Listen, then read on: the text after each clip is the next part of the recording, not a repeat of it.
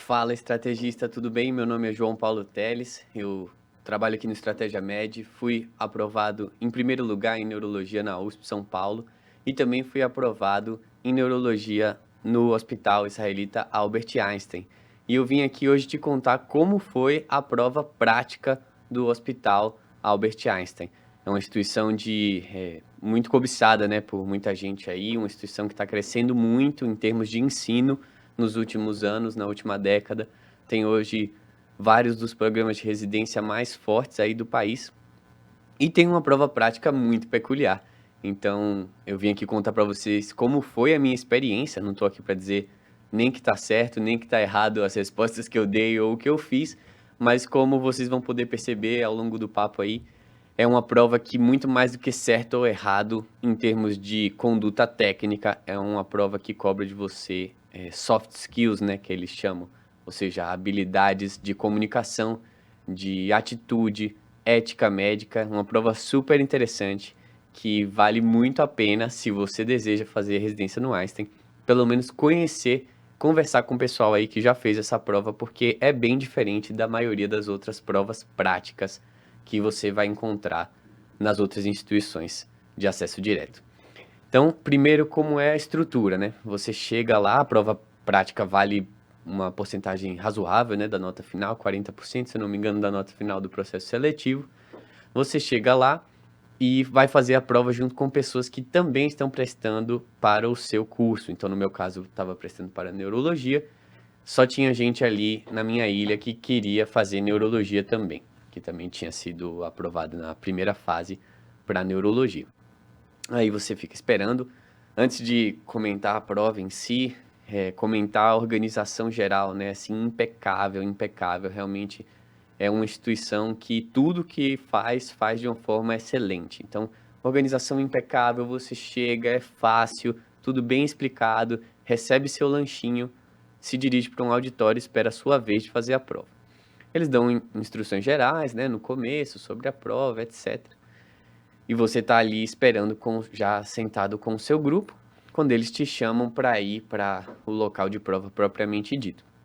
A estrutura da prova, então, são 6 estações, 5 estações de clínica, cirurgia, pediatria, GO e preventiva, e uma estação que é a entrevista. Cada uma delas dura 9 minutos e você fica rodiziando entre elas, incluindo um descanso a depender do seu rodízio.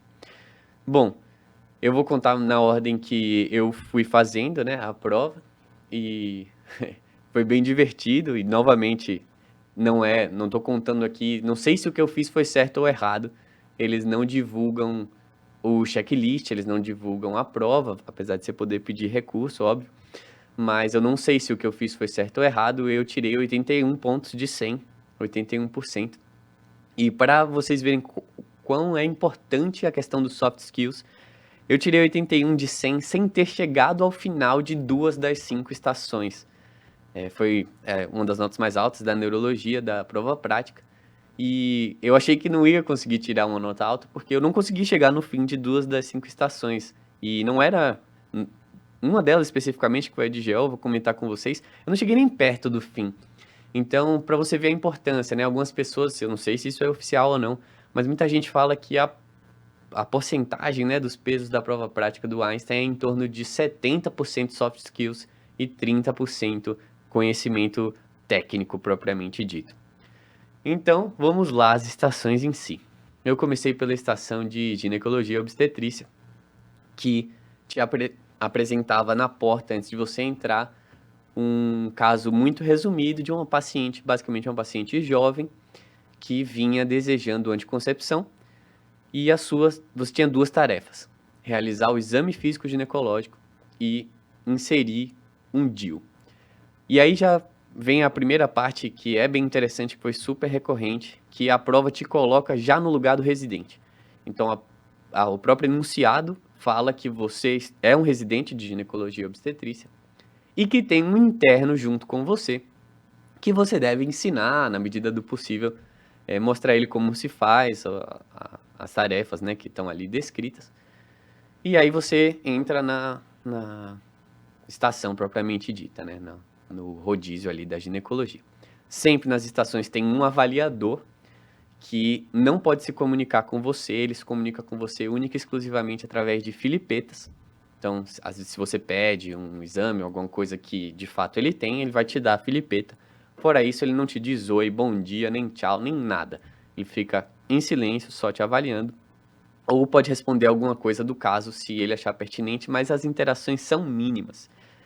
E além desse avaliador, você tem um ator que às vezes é um ator mesmo, às vezes é um enfermeiro, enfim, tá ali desempenhando vários papéis, às vezes é uma pessoa da própria instituição, às vezes é um ator profissional, né? Nesse caso específico, tinha um ator que eu com certeza acho que ele é profissional, porque ao final da estação eu queria ao mesmo tempo matar aquele cara e dar parabéns pra ele, porque ele dificultou muito a minha estação e era esse o objetivo dele ali. Então você entrava para fazer duas tarefas que aparentemente são bem simples. Era um exame físico ginecológico normal, 100% normal, e a inserção de um DIU, que também não é um procedimento complicado, né? Ainda mais você não precisava efetivamente fazer, você precisava dizer os passos, selecionar os materiais, como eu fiquei sabendo depois, porque eu não cheguei à parte do DIU, porque o interno que estava lá com você tinha como missão atrapalhar a sua vida e fazer todas as coisas antiéticas possíveis. Então, ele colocava a luva de qualquer jeito, se besuntava todo em lubrificante, ia colocar o espéculo na vertical sem você deixar, falava besteira e a paciente em tese estava ali, era um boneco, né? Mas a paciente em tese estava ali, ele falava besteira, puxava o telefone, começava a gravar áudio, pegava para tirar foto da vulva da paciente. Então, todos os absurdos que você pode imaginar, esse ator fazia. E aí você ficava numa saia justa, porque por um lado você tem que impedir, então teve momentos que eu literalmente coloquei a minha mão entre o espéculo e a vulva da paciente, porque ele ia introduzir o espéculo de qualquer jeito.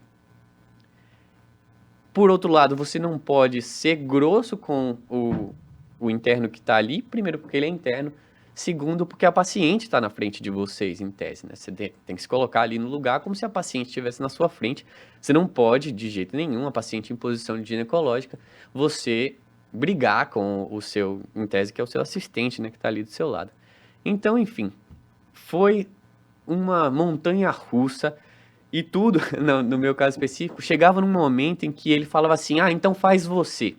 E aí você fica naquela, será que ele quer realmente que eu faça? E depois eu conversei com pessoas que disseram não, na hora que ele falava faz você, eu ia e fazia.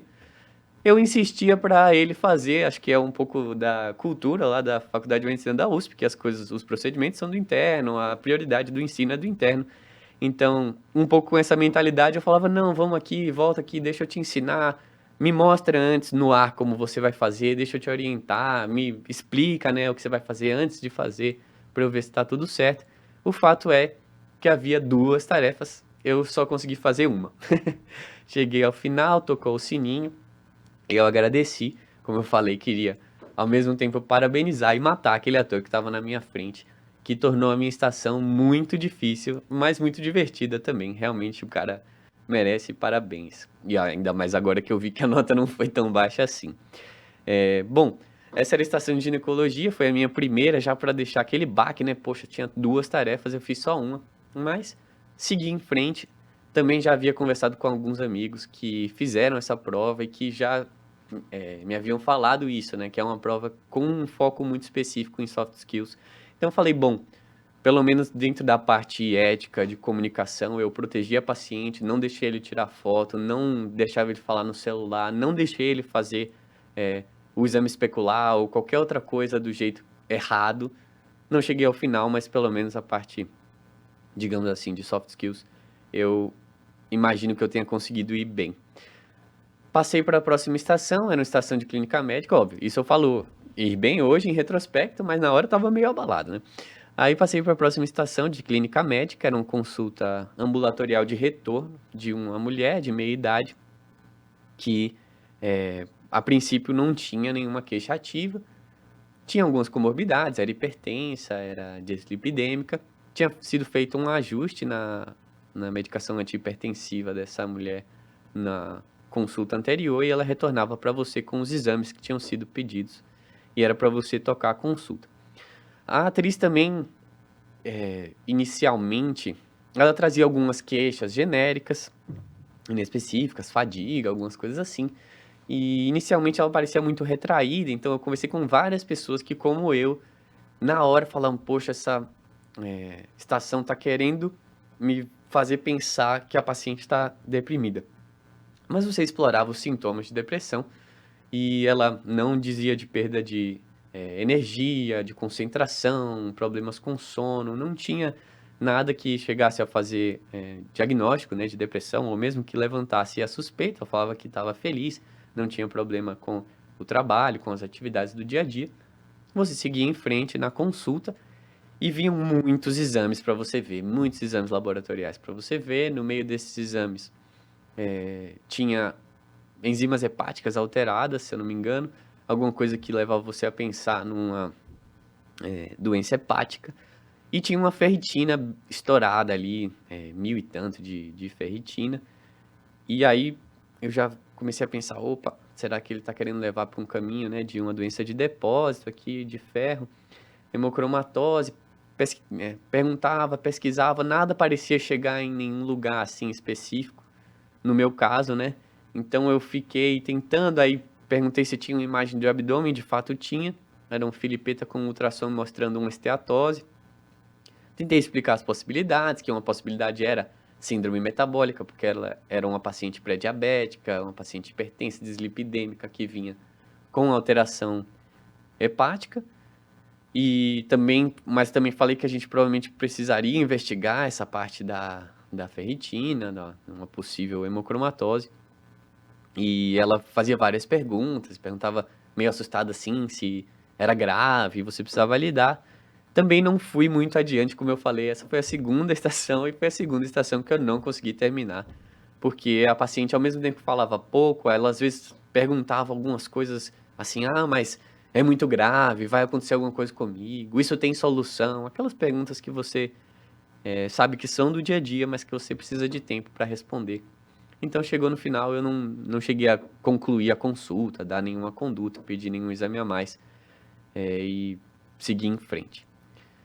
A estação seguinte era a estação de pediatria, que te trazia o caso de uma criança, mais ou menos 5 anos, com anemia falciforme diagnosticada, um acompanhamento irregular, que te dizia que estava há um dia, mais ou menos assim, um período razoavelmente curto, não tão curto assim horas, mas curto um dia, com uma crise álgica, né? Dizia dores pelo corpo, descrevia uma crise vasoclusiva e dizia que ela já tinha usado analgésicos simples, dipirona, paracetamol, as coisas que geralmente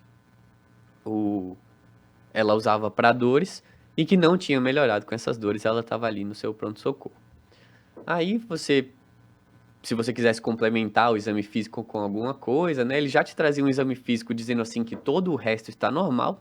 Por via das dúvidas, perguntei, o exame físico pulmonar, saturação, ausculta pulmonar, percussão, alguma coisa, né, pensando numa síndrome torácica.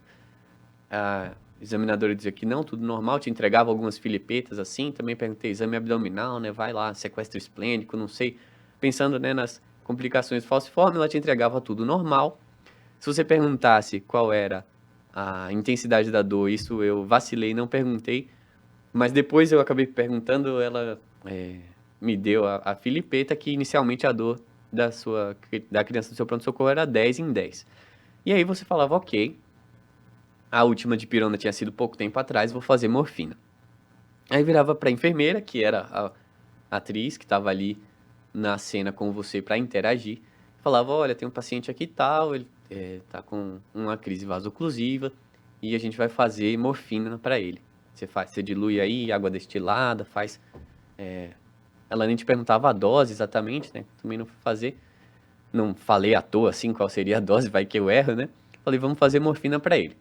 Aí ela vira para você e fala assim, doutor, sabe o que é? Eu conheço esse paciente aí. Conheço, ele vem aqui no pronto-socorro direto, toma morfina de vez em quando. E posso falar pro senhor, eu acho que ele é viciado em morfina. Eu acho, inclusive, que ele tá te enganando. Ele é uma peste. Acho que ele tá te enganando, que ele não tá com dor. E que ele veio aqui só pra tomar uma morfina. O que é que o senhor acha da gente dar um placebo? Fala que é morfina, mas faz um sorinho pra ver se ele melhora. Tenho certeza que vai melhorar, isso aí é birra, isso aí é... Ele tá te enganando.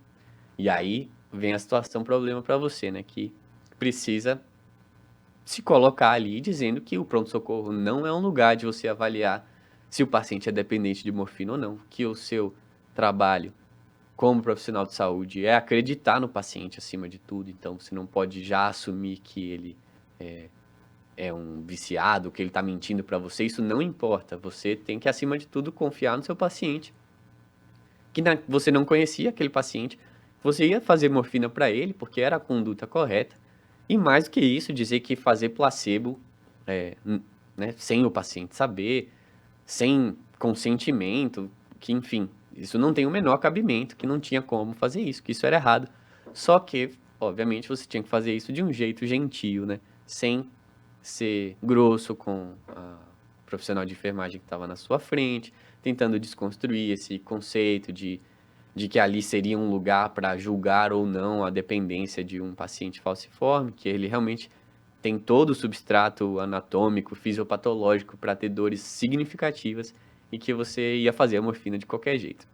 Aí você fazia a morfina, se você insistisse, né, fazia a morfina e na reavaliação o paciente vinha, e aí sim que eu lembrei de graduar a dor, né, do paciente, ele vinha com a dor 3 de 10, aí eu solicitei que eu fizesse um pouco mais de morfina, né, reavaliei, reexaminei o paciente, ver se ele estava com algum sinal de intoxicação, não estava, pedi para repetir a morfina e aí o paciente ficava com a dor controlada. Ele perguntava se ele podia sair imediatamente. Eu falei que não, ficar em observação algumas horas. Não sabia exatamente quantas horas, mas falei, deixa ele em observação aí, vamos ver se essa dor realmente se sustenta, se melhora e como que a gente vai transicionar isso, né, para a medicação para casa dele depois.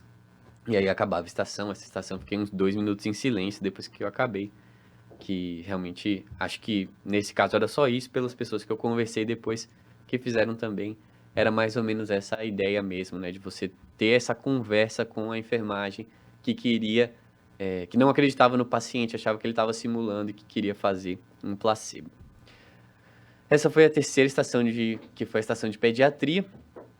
Depois da estação de pediatria, eu segui em frente para a entrevista com a coordenadora lá do programa de residência, super cordial, uma entrevista muito tranquila, perguntas diretas, você manda o seu currículo antes, né, e você pode mandar o Lattes ou só o link do Lattes ou mandar o seu currículo.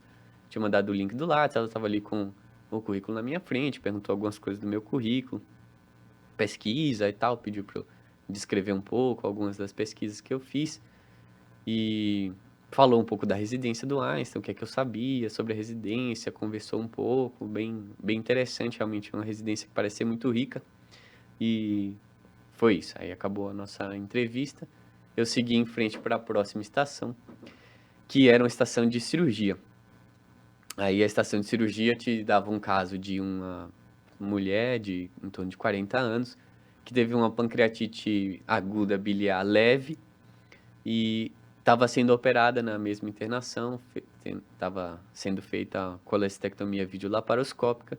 Você estava entrando ali para finalizar, você de novo, como residente, né? Então você vê a prova sempre te coloca no lugar do residente, é quem ela está buscando, né? Então ela quer avaliar você já naquela condição de residente. Te coloca no lugar do residente, fala que você está finalizando a colestectomia e que você tem um interno junto com você novamente e que está cheio de dúvidas e você precisa explicar. Em resumo, não havia nada manual para fazer, não havia nada eminentemente prático a ser feito na estação. Era uma estação, novamente, de soft skills, de conversa com o interno. No caso na minha estação específica, era uma interna que perguntava qual era o objetivo daquela operação, se era para tratar a pancreatite em si, para você dizer que, na verdade, é para prevenir a recorrência, perguntava sobre antibiótico terapia ou profilaxia, né, dizendo, mas ela teve uma pancreatite, não precisa ficar com antibiótico, para você dizer que não, que, na verdade, é antibiótico profilaxia para o procedimento, que para a pancreatite em si não tem indicação de antibiótico, e seguia te fazendo algumas perguntas, né, como era o pós-operatório, enfim. Você estava ali finalizando a cirurgia e a interna te perguntando sobre a cirurgia e o pós-operatório. A única coisa que tinha no manequim era uma foto de um ponto intradérmico. A pessoa estava terminando um ponto intradérmico. E aí a internet perguntava assim, e que ponto é esse? Eu nunca vi. Aí você fala, ponto intradérmico. Como é que faz? Quais fios você pode usar? Aí você explica como faz o ponto intradérmico, que às vezes você pode colocar um fio absorvível, pode ser nylon também, senão você puxa, ou você deixa lá, absorve. Ela achava o máximo e virava para você e falava assim, mas eu posso tirar uma foto? Porque eu nunca vi esse ponto antes. Eu acho que eu não vou ver de novo, tô acabando meu estágio de cirurgia, enfim, não vou ver mais esse ponto. E eu queria compartilhar com meus amigos para estudar. E aí essa aí já era um pouco mais fácil, né? Digamos assim, você tinha que dizer que não, que ela não tinha o consentimento da paciente para tirar aquela foto. Aí ela insistia, falava que era só para o estudo, só para o aprendizado, e você tinha que reiteradas vezes, sem ser grosso, sem incomodar, né? Sem ser desconfortável, dizer que não, que você não tinha a autorização da paciente para tirar foto daquele ponto, independente de a paciente ser reconhecível ou não na foto, de ter o rosto ou não, enfim, do propósito do ensino, que você não podia tirar aquela foto, não podia deixar ela tirar aquela foto, e aí acabava a sua estação. Então essa era de cirurgia. Por último, eu fui para a estação de medicina preventiva, que te oferecia um caso clínico de uma mulher jovem, ou seja, na verdade, minto, estava escrito assim, Maria, por exemplo, eu não lembro exatamente o nome, mas Maria, 32 anos, vem à consulta na sua unidade básica de saúde depois de 15 anos sem se consultar. Você chega no primeiro horário, o paciente falava de uma forma assim, bem neutra, está já no seu consultório, esperando a consulta, que deseja algumas informações sobre promoção de saúde. Você entra e tinha uma examinadora e uma pessoa lá sentada. Aí eu entrei e falei assim, bom dia Maria, tudo bem? Meu nome é João, eu sou aqui da equipe do posto de saúde. A pessoa virou para mim e falou assim, oi doutor João, eu me chamo Douglas agora. Então você já se deparava com essa situação e dava para entender facilmente que era uma mulher que passou por um processo de mudança de gênero e hoje é um homem. Então, eu falei, opa, essa aqui, vamos com calma, com cuidado, porque, né, é uma situação que eu preciso seguir o caminho normal e tratá-la ou tratá-lo do jeito que ele ou ela quiser. Aí eu falei, oi Douglas, tudo bem? Como que você prefere ser tratado, né? Que pronome você gosta que use para você? Como que você gostaria que eu te chamasse? Ele falou, doutor, Douglas, ele, o. Perfeito, então, Douglas, como você está se sentindo? Por que é que você veio aqui hoje? Qual é a sua demanda? Douglas te falava que ele tinha uma demanda por PrEP, porque ele tinha um comportamento sexual que ele julgava de risco, e aí você precisava esmiuçar esse comportamento, de fato era um sexo casual, eventualmente sem preservativo, com frequência, e você, enfim, completava a anamnese dos hábitos, da rotina sexual, da rotina preventiva.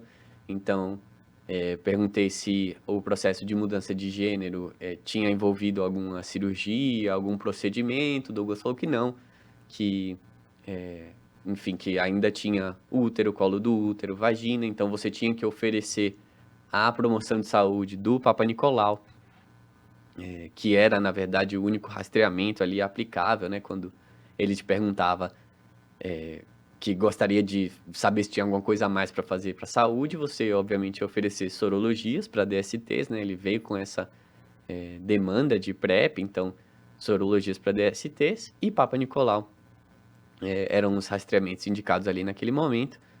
E conversar sobre a PrEP, o que como toma. Ele trazia algumas dúvidas e você, após explicar, oferecia, perguntava se ele gostaria que, assim, na minha interpretação e na de várias outras pessoas que eu conversei quando eu saí da prova, tinha indicação e ele de fato aceitava entrar no esquema da PrEP, né? Tomar a PrEP todo dia. E, e era isso, assim, e acabava também. Essa foi uma estação rápida que acabou com bastante tempo sobrando, assim. Fiquei um tempo em silêncio. Os profissionais, todos envolvidos no processo seletivo, são extremamente profissionais. Acabei de ser bem redundante, mas eles de fato agem de uma forma muito profissional. Não conversam com você, não te falam nada além do necessário, são muito cordiais, mas ao mesmo tempo são sérios. Estão ali para fazer o trabalho deles. Todas as estações são filmadas. Então, realmente é um processo seletivo de uma lisura bem invejável, assim, uma lisura muito importante. Eles prezam muito por essa questão da idoneidade e da lisura. Então, acabei essa consulta na UBS. Depois, conversando com algumas pessoas, e eu não sei de fato a resposta para isso, se a gente deveria ter solicitado algum exame, né, uma sorologia para o HIV, se o examinador teria uma sorologia para o HIV para te entregar, para você ver se de fato ele não já havia contraído o HIV, o vírus, e você, portanto, não ofereceria PrEP, e sim um tratamento. De fato, esse foi um aspecto que me passou, eu só ofereci a PrEP e expliquei como era, e ele aceitou. E foi assim que acabou a consulta. Aproveitei que, como tinha tempo sobrando, e aproveitei para vincular o paciente, né, à UBS. Então falei que fazia muitos anos que ele não vinha à UBS, que a partir de agora seria interessante que ele viesse, fizesse um acompanhamento, que a gente podia seguir aí ao longo da vida, várias demandas, né? Aquela coisa de bem de medicina de família, que talvez tivesse no checklist, talvez não, nunca saberemos. Então, é isso, né? Essas foram as 5 estações, mais entrevista que compuseram a prova do Einstein 2022. Uma delas, né, a prova de acesso direto, foi dividida em 2 dias, a depender do seu curso. Então, essa foi a segunda prova prática para neurologia, se eu não me engano, medicina de família e comunidade, alguns outros programas de acesso direto. E é uma prova muito interessante, como eu falei. Não cheguei ao final de 2 estações e mesmo assim consegui uma nota boa, porque a parte técnica em si, né, o conhecimento técnico médico propriamente dito, hard skills, né, que seria o oposto de soft skills, que são as habilidades de comunicação, que também são técnicas, também são aprendidas, óbvio, também tem toda uma teoria por trás, e é isso que eles querem focar ali, o que é um aspecto muito interessante, né, porque você está buscando, acho que é dentro da filosofia deles, né? Você está buscando um residente que você quer ensinar. Então, mais do que se ele sabe muita ginecologia, se ele sabe muita cirurgia, se ele é muito bom numa consulta, você quer que seja uma pessoa humana, uma pessoa ética, que esteja capaz de ouvir, capaz de ensinar os outros. O residente sempre tem um papel, né, importante no ensino do interno, no ensino dos alunos da faculdade. Então, eles querem através dessa prova, verificar esses aspectos e, na medida do possível, selecionar esse perfil de pessoa. Então, essa é uma parte muito importante que requer mais do que treinamento. Óbvio, o treinamento para isso existe, mas mais do que treinamento técnico, calma, né? Serenidade na hora. Realmente se colocar no lugar do médico, fazendo uma consulta, respirar fundo, conversar, ouvir, pactuar as coisas, né? Então, mesmo com o interno que está ali enchendo seu saco, não impor as coisas, não ser desrespeitoso, eles vão tentar te tirar do sério e você não pode sair do sério, porque esse é o seu papel como médico, né? Entender aquela situação e lidar com isso. Se tiverem qualquer dúvida sobre a prova prática, alguma coisa que eu falei que gostaria que eu explicasse mais, deixe um comentário aí no vídeo, a gente tenta responder, entre em contato pelas redes sociais. É uma coisa bem interessante, assim, que tenho todo o interesse de conversar com quem quiser prestar aí a prova do Einstein no ano que vem. E é isso, pessoal. Muito obrigado, um grande abraço e até a próxima.